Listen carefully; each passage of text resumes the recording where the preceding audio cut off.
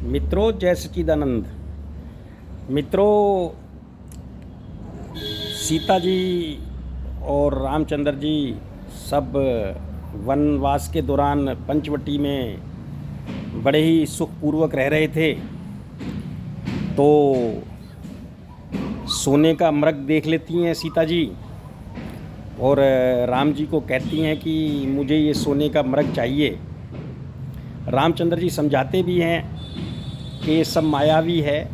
मायावी मतलब राक्षस, मतलब मायावी है नहीं, ये सिर्फ दिखता है सोने का। तो इसी तरह पूरा संसार जो है मायावी है। तो रामचंद्र जी के समझाने के बाद भी जब सीता जी नहीं मानती तो रामचंद्र जी मरक के पीछे जाते हैं और सीता जी चुरा ली जाती हैं। फिर सीता जी सोने की लंका में पहुंच जाती हैं, ठीक है। और सोने की लंका में पहुंच के वहाँ पर दुखी होती हैं और राम के लिए व्याकुल होती हैं। तो वहाँ पर लिखा है कि राम के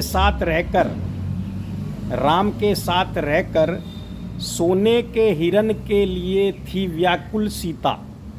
राम के साथ रहकर सोने के हिरन के लिए थी व्याकुल सीता, और सोने की लंका में रहते हुए राम के लिए व्याकुल थी सीता। तो इसका मतलब इतना ही है कि हम इस धरा पे मायावी जाल में फंसे हुए हैं और यहाँ पर फिर दुखी होकर हम उस परमात्मा शिव निराकार को याद करते हैं। और जब हम परमात्मा शिव निराकार के साथ ही थे, है ना, जब पंच तत्व के इस पुतले में हम इस माया नगरी में नहीं आए थे तो वहाँ पर हमें ये माया नगरी आकर्षित करती थी, हमें इसमें आना था।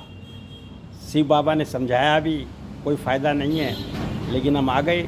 और यहाँ आने के बाद हम इस नगरी में फंस के जब दुखी हो जाते हैं तो फिर शिव निराकार को पुकारते हैं, है ना। और जब ज़्यादा दिल से पुकारते हैं तो वो हमें लेने आ जाता है।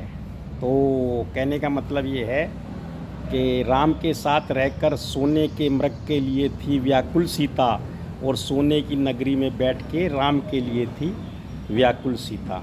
तो इसको सही रीति समझें, थोड़ा विचार करें और आनंद लें जीवन का, विष्णु भगवान की तरह, है ना। बाहर लक्ष्मी पैर दबाती रहे लेकिन अंदर ध्यान उसी शिव परमात्मा का चलता रहे। जय सच्चिदानंद।